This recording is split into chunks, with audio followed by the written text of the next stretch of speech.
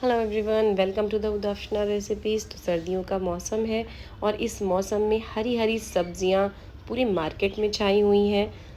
और मैंने जो ये साग बनाया है, जी हाँ, ये है चने का साग। सरसों का साग की रेसिपी मैं पहले बता चुकी हूँ और अल्हम्दुलिल्लाह वो बहुत वायरल हुई है और आप लोगों को बहुत पसंद आई है, तो उसके लिए तहे दिल से शुक्रिया। और इंशाल्लाह अब आपको ये ऑथेंटिक चने की जो मैंने साग बनाया है वो भी आपको ज़रूर पसंद आएगा, क्योंकि वो बिल्कुल ट्रेडिशनल स्टाइल में जो हमारे घरों में बनता है, जो हमारे अम्मी लोग बनाते हैं, थोड़ा सा मैं वैसा ही आपके साथ शेयर करने वाली हूँ। तो पूरी रेसिपी ध्यान से देखिएगा।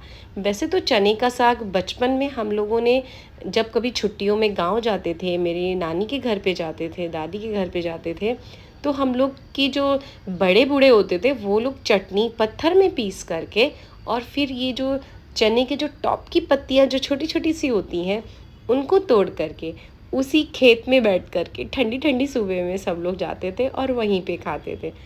तो मेरे ये बताते बताते एकदम मैं जैसे लगता है मैं अपने बचपन में चली गई हूँ। तो अभी तो इतना मौका हमको नहीं मिलता है क्योंकि सब अपनी अपनी लाइफ में बिज़ी हो गए हैं। तो कोई बात नहीं, हम फिर कभी जाने का मौका मिलेगा जाएंगे। और आप लोग कैसे चने का साग खाते हैं तो हम मेरे साथ अपनी स्टोरी आप ज़रूर शेयर करिएगा। और तो ये जो चने का साग होता है थोड़ा सा खट्टा होता है। वैसे तो कहा जाता है कि इसको वॉश नहीं करना चाहिए, बट आज के टाइम में इतना पोल्यूशन होता है, इतनी गंदगी हो जाती है कि बिना वॉश किए हुए हम इसको नहीं बना सकते हैं। तो इसके लिए चने की साग की जो पत्तियाँ होती हैं वो बहुत बारीक होती हैं, तो इसके लिए उसमें जो बहुत ज़्यादा डस्ट रह सकता है।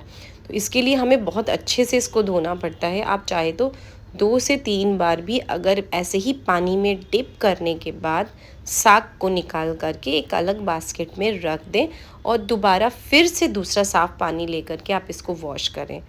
वॉश करने के बाद जब पानी निचुड़ गया, फिर मैंने क्या किया, साग में से डंठल निकाल दी। मैं आधा किलो साग लाई थी, आधा किलो में तो सिर्फ मुझे 300 ग्राम साग मुझे मिला। बाकी तो ये डंडियाँ ही निकल गई थी। तो कोई बात नहीं, इन डंडियों को हटा देते हैं क्योंकि ये थोड़ी टाइट होती हैं, इसलिए इनको हम हटा देते हैं। अब क्या करेंगे, इसको हम बॉईल करेंगे। इसको हमने खुले में चढ़ाना है, ढक्कन नहीं लगाना है। मैंने हमेशा हरी सब्ज़ी कोई भी बताई है उसमें यही बताया कि आप खुले में इसको पकाइए। फिर बॉयल होने के बाद 4 से 5 मिनट आप इसको ठंडे पानी में आप डालेंगे, तब आप इसको ले लेंगे। जो बॉयल किया हुआ पानी है चने के साग का, आप इसको नहीं फेंकेंगे। इस चने के पानी से हम इसका थोड़ा सा आगे ग्रेवी बनाएंगे। मतलब कि अगर हमें पानी की ज़रूरत पड़ती है तो हम इसी पानी को यूज़ करेंगे, क्योंकि ऑलरेडी हम वॉश पहले ही कर चुके हैं। तो ये पानी बिल्कुल साफ़ सुथरा है। इसमें बॉयल की जो चने के साग की खुशबू और उसका जो टेस्ट है वो इस पानी में है, समझ लीजिए। अब मैंने चने के साग को मिक्सर में डाल करके मैं इसको पीस लूँगी और थोड़ी सी हरी मिर्च इसी में डाल लूँगी, क्योंकि अलग से खड़ी मिर्च मुझे नहीं डालनी है। मिक्सर में पीसने के बाद ये एक बारीक पेस्ट की तरह बन जाता है। और मैं दिखाना भूल गई थी, मैंने प्याज और टमाटो अलग से तल करके उसको पीस लिया है ठंडा करके। अब ये मैं देसी घी से बनाने वाली हूँ, क्योंकि चने का साग देसी घी में यकीन मानिए उसका टेस्ट बहुत बढ़ जाता है। मैं वैसे भी रिफाइंड नहीं, बहुत कम यूज़ करती हूँ। वैसे मेरा सरसों का तेल या देसी घी घर का चलता है। साग को बघारने के लिए मैंने लहसुन डाल दिया है। लहसुन कम से कम 2 गांठ ली है। फिर उसमें थोड़ा जिंजर क्रश किया हुआ डाल दिया है। अब इसमें थोड़ा सा हींग भी मैंने डाला था। अब इसमें मैंने ये बेसन डाल के भून दिया है।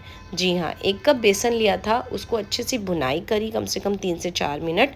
फिर धीरे धीरे जो हमने साग का पानी बचा के रखा था उससे इसका एक थिक पेस्ट बनाने लगी हूँ, और धीरे धीरे पानी डालिएगा।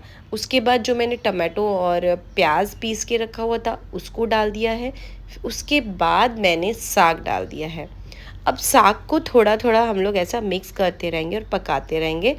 आपको अगर थोड़ा सा और डार्क कलर चाहिए तो आप ग्रीन कलर यूज़ कर सकते हैं, तो और ख़ूबसूरत लगेगा।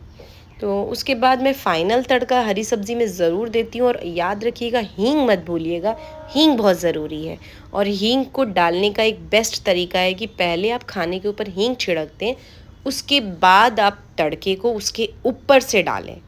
तो जो हींग का जो फ्लेवर होता है ना, अब वो बहुत ही बेस्ट आता है। तो मैं पहले से डालना भूल गई थी, तो मैंने थोड़ा सा डालते ही तड़का फिर मैंने हींग डाला और फिर ढक्कन लगा दिया। तो कोई बात नहीं, तब भी फ्लेवर आ जाएगा। बट एक ये टिप है जो मैंने आपको बताई है। तो कैसी लगी आपको रेसिपी, प्लीज़ बताइए, और प्लीज़ प्लीज़ प्लीज़ मुझे सब्सक्राइब करिए। Thank you. मुझे इंस्टा और फेसबुक पे भी फॉलो करें।